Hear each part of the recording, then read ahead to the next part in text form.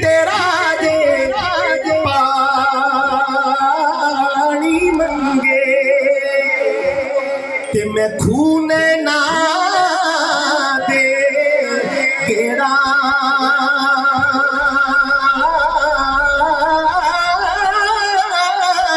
دل کرتا تینوں کول بٹھا کے میں درد پرانے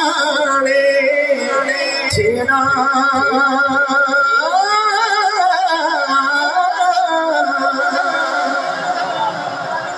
کسے کہتے ہیں تقرب سپنے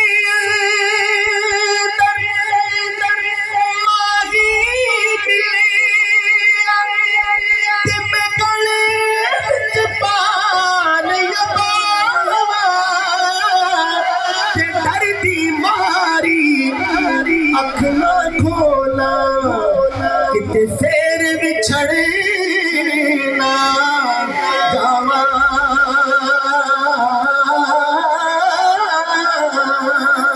ایک شب تار ہے اور ایک غار ہے اور اس غار میں ایک سچا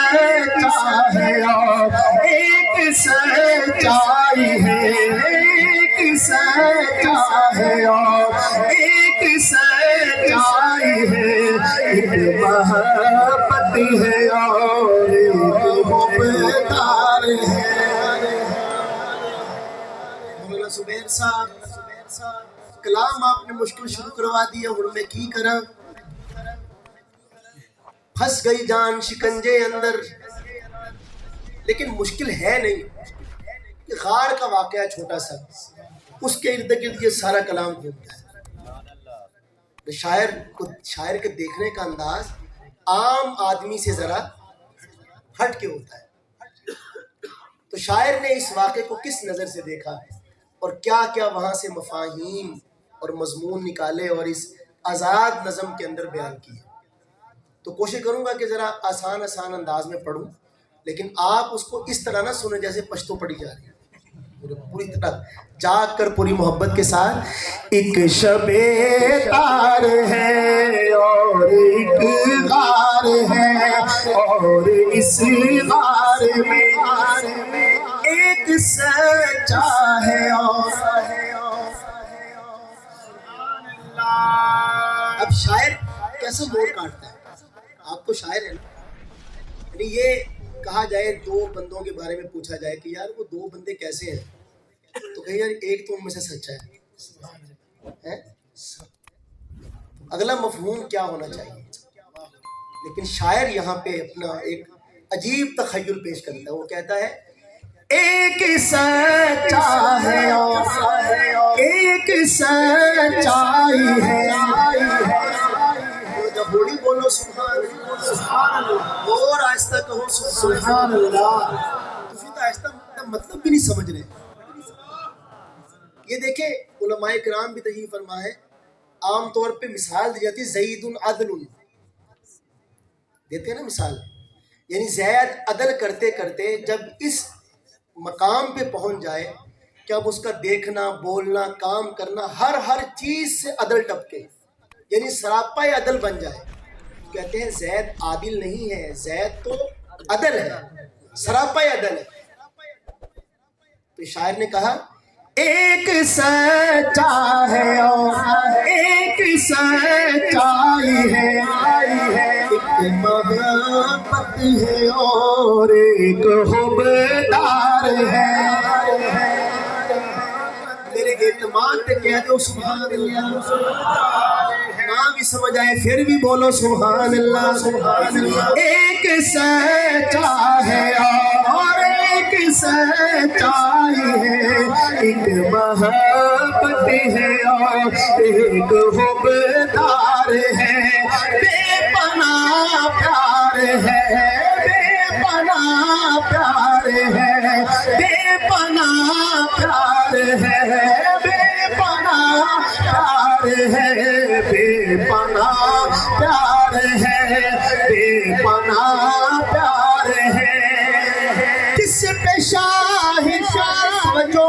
اس پہ شاہد ہے نورانی فرمان بھی، رب کا قرآن بھی، رب کا قرآن بھی بے پناہ پیار ہے، بے پناہ پیار ہے، بے پناہ پیار ہے، بے پناہ پیار ہے، بے پناہ پیار ہے۔ میری طرف دیکھنا ذرا، میری طرف، زانو یار پر میرے پتا ہوں سبحان اللہ کہنے لے بندے بھی صحیح مانو نال لے کے آنا تو تکلیف ہی نہ دیندی، لیکن ہون مجبوری ہے تو ہم کہنا پڑنا ہے، ذرا مل کے بولو سبحان اللہ،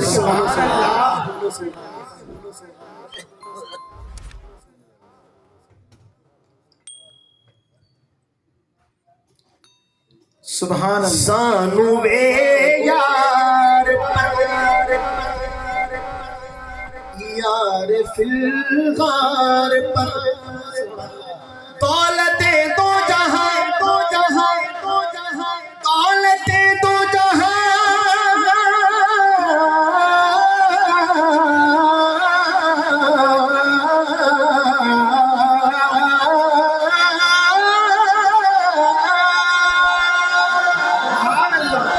دولتیں دو جہاں، دو جہاں جلوہ پیرا ہوئی،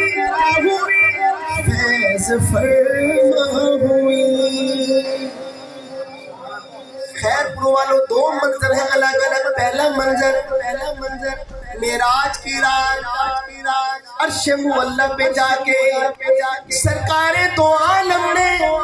جو جلوے اللہ تعالیٰ کے دیکھے وہ کسی اور نے نہیں دیکھے۔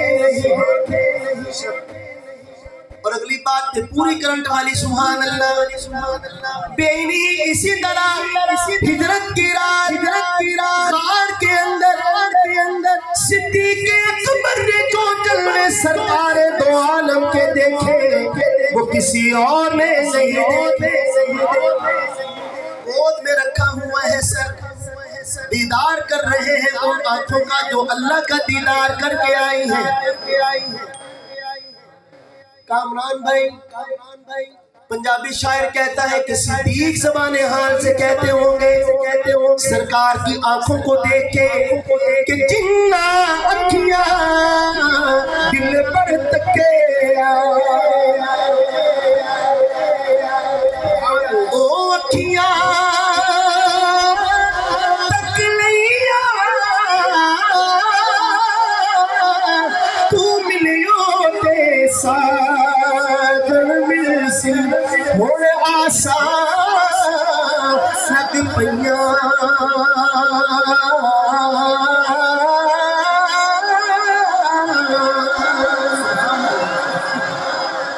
ایک مرحلہ پورا ہو گیا، اگلا مرحلہ لیکن اس غار کے کونے خدیرے میں موجود ایک سانپ سے سر حلام کو قربان بات سبحان اللہ کہہ کے دل جیتے کئی سر ہی ایسا ہلاتے ہیں۔ لیکن اس غار کے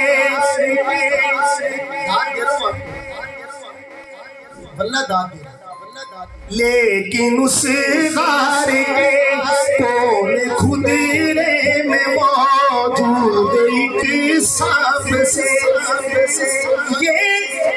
تقرب کا منظر نہ دیکھا گیا۔ کسے کہتے ہیں تقرب؟ میاں صاحب کہتے ہیں ہجر تیرا دے پانی منگے کہ میں خون نہ دے گیرا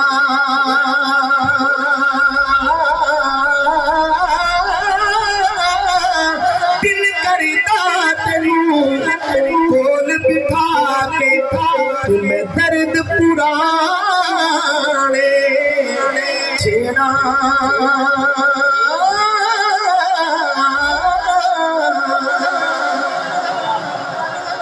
اسے کہتے ہیں تقرب، سپنے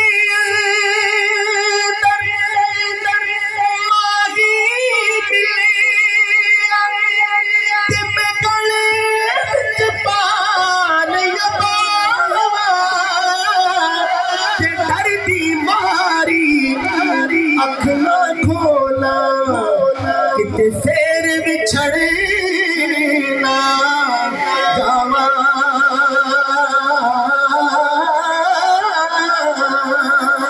یہ تقرب کا منظر نہ دیکھا گیا، سانپ نے ڈس لیا،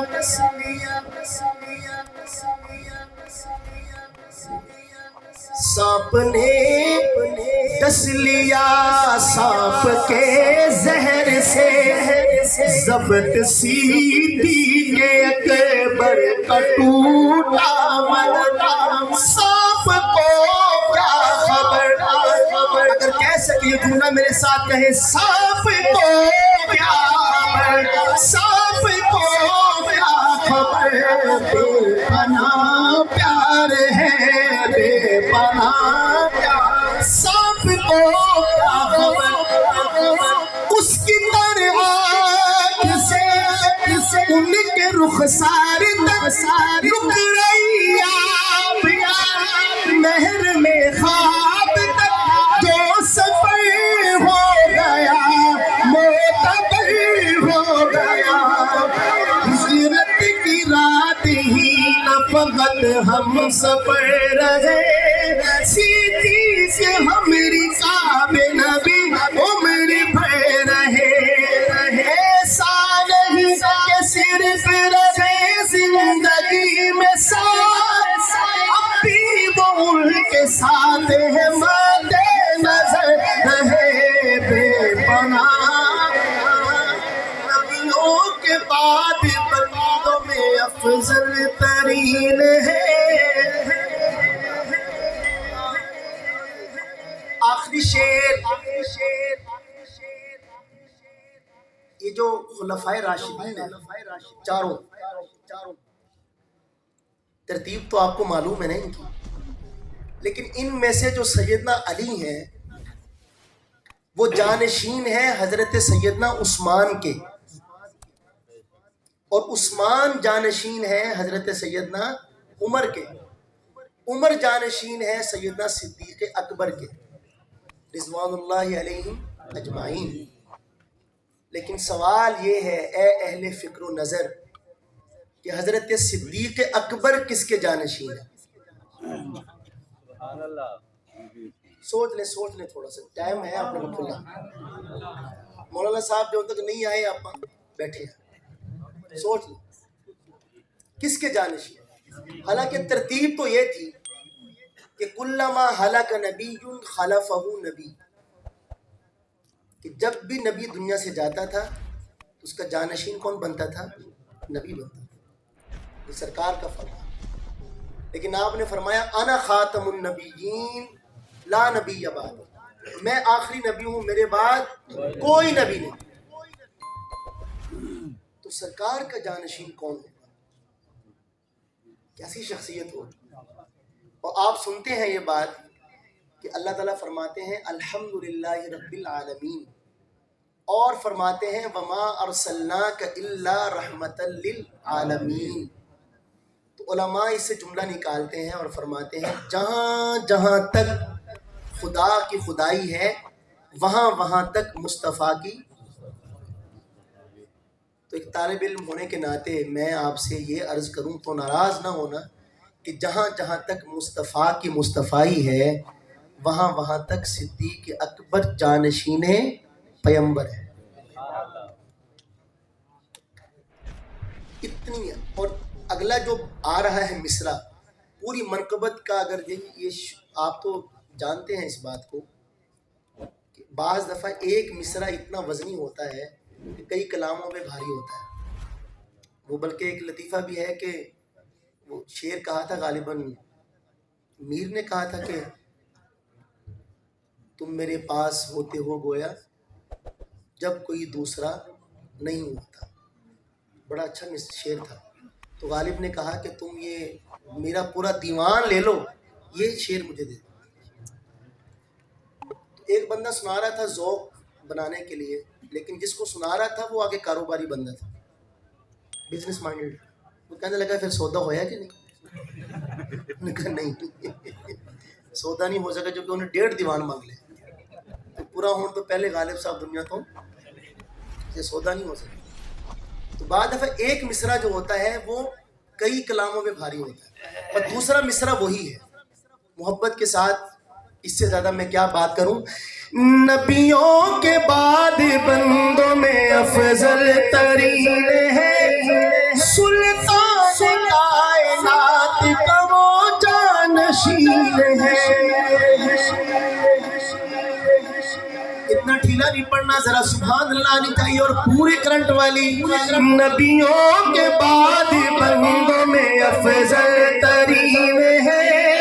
سلطان کائنات کا وہ جانشین ہے۔ وہ یار غار بھی ہے، رفیق مزار بھی، وہ یار غار بھی ہے، رفیق مزار بھی،